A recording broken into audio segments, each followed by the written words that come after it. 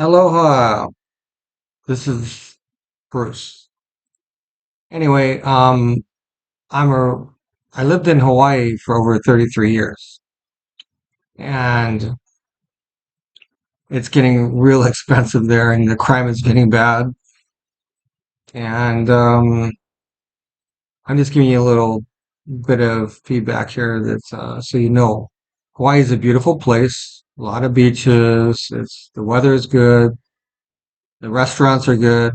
If you want to take a vacation there, and you're planning on staying for a little while, I would say rent a room.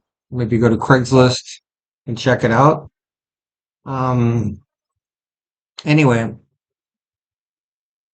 I came to the Philippines. I've been here over a year, and then I left, went back to Hawaii to do taxes and stuff. And I'm finding that if you're going to ship things to the Philippines, do not use LBC. And the reason I say that is I spend $80 on each box and they shipped it here. Somebody broke into one of the boxes, put it from the bottom and taped it up.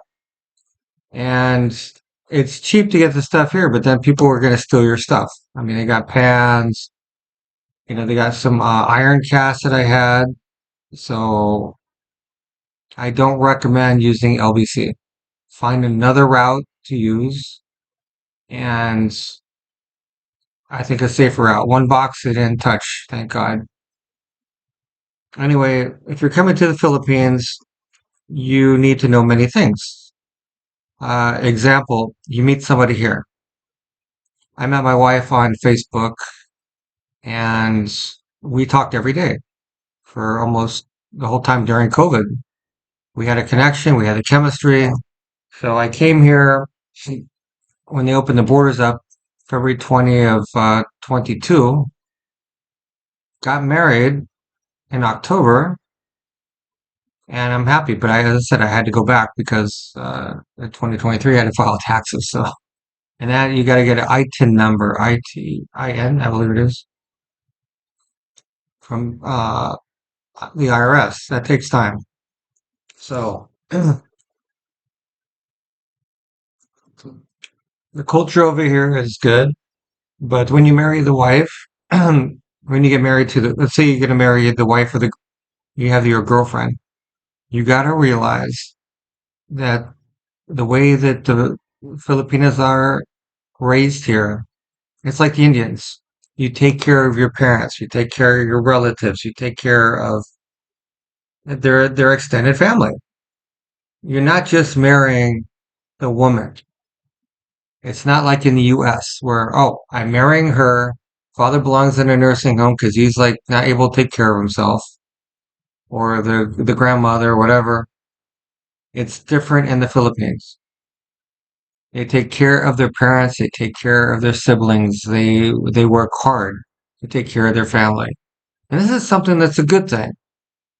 Uh, Jewish people are the same way. They take care of the family. Not all Jewish people, though. If it's in my lineage, it probably is. But I believe in that. I go on the expats, which is the people that are here in the Philippines, and I get into some arguments with some people because there's a lot of stupid people that come here. Nothing personal, but if you don't like the food, you don't like where you're living, you don't like the heat, you can't handle living here, then get out. It's a very simple thing. I believe you have to like where you are.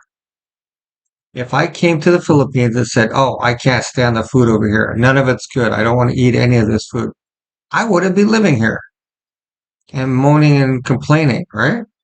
But you have some foreigners that come here that say, "I hate the food. I don't like it here." And I asked them, why are you here? Leave. There's other countries you can go to. Go to Thailand, go to Korea, go someplace. Go back to the country you came from. It doesn't make sense for me for people just bitching and moaning about, I don't like this, I don't like that, right?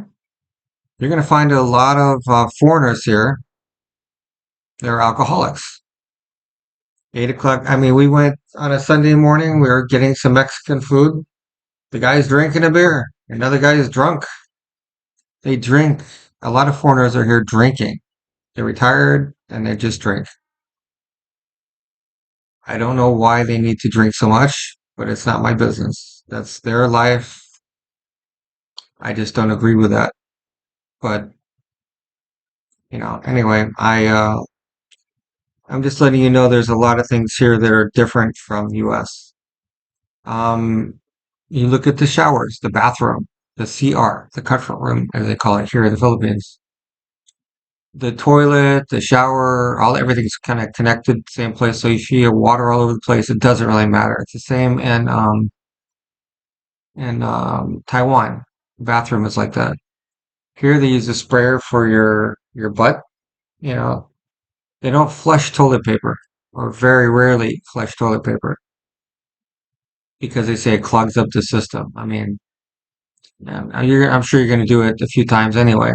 It's just habit. They got a little trash can for the your toilet paper. They prefer you wash it first, then dry it, right? That's the Philippines. I don't know how it is in like the Manila, as far as I think it's pretty much the same. It's kind of not the same as we have it in US, where your showers and you have a shower, it's all separate and you use toilet paper and you flush. That's our system. But I'm in their country, not mine. So their laws become my laws because I'm living here. Their rules become my rules because I'm living here. I love the food over here. I have no problems with the food. My wife's a great cook. I eat a lot of veggies, a lot of fruits, eat a lot of chicken. You can get beef, pork, whatever you want. It's all here. Everything is here. So I don't get it why some people they come here and then all they do is moan, complain. I mean, the kitchens are different, the water is different, and being a foreigner, I don't drink the water here. I get bottled water, and we get it from a mountain, which is really weird. They filter it, and it comes out sweet. So I'm really happy with that. I spend for the 5 gallons, I spend 45 pesos, right? They pick it up, they clean it, they refill it, they seal it, and the peso rate is $53. 53 pesos to $1. So I'm not going to complain. It's good. We have a gas stove, and I bought a little small electric one. You have to watch your current over here too. Any appliances you're planning on bringing over here, make sure it's a 110 to 240 or 220. If it's only a 110, 60 hertz, you're probably going to blow it up unless you get a converter. A lot of people have told me they've lost appliances, massagers. The converters, I guess, don't last as long as they're supposed to. So if you can get a good converter for anything you bring here that's only 110, you'll need it. But the best bet is to sell everything you got that's only 110 because you want to take a chance on the converter breaks and then there goes your appliance, right? Same on TVs. I went to Best Buy and I asked what works in the Philippines. I got a 65-inch in Hawaii. Guess what? It doesn't work on the current over here. They have one TV in Best Buy and it's a Sony that is 50, 60, 110 to 240. So usually current's like 220 over here. And plus you get a lot of power outages here. Just to let you know, I'm jumping subjects a little bit. The power goes out randomly. You just never know when. Also, sometimes the water goes out. It's just the way things are over here. What I did is I bought, uh, I found this by accident and I put them in the house in all the rooms. They're light bulbs that charge. So if the power goes out, you flip on your light switch, you got lights. But when I first got here, Power goes out. Guess what? I'm in the dark. And that's not too good when you're going to the restroom, you know? So, uh, at least we have lights in our living room and in the bedrooms. It's a good thing. So you might want to go to like Robinson or wherever places are. Look for the light bulbs that have the charging system. It's just a bigger light, but it works. I mean, I had only one of them that went out. So the rest of them are still working good. Power was out yesterday from 6 a.m. to 3 p.m. And I want to tell you what, it was hot. You sweat a lot in the Philippines. So if you don't like to sweat, don't come here because you will sweat a lot. It gets really hot out there. And if you're lucky, it's when it's raining or it's cool at night, but during the daytime, it's like an oven. So you have to be prepared for that. Like let's just say also you need, if you're planning on coming here for a vacation, it's not bad, but if you're going to plan on living here, get a motorcycle license in the US first.